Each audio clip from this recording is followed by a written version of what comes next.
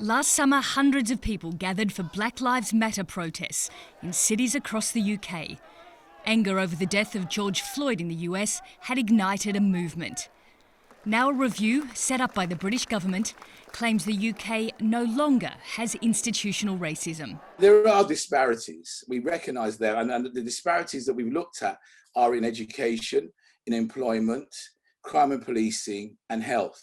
However, the interesting thing about this report is that it doesn't find those disparities landing in racism.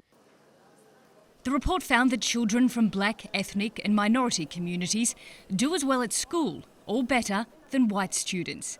And the pay gap between white people and minorities has fallen to 2.3%. If you look at it, they've come forward with, I think, about 24 interesting ideas to promote equality, to promote equality of opportunity. But not everyone agrees with how this report is looking at racism, especially those who protested last year. We didn't march last year to be told that our experiences aren't real, that we're essentially making things up, that racism can't exist when thousands and thousands of people march the street.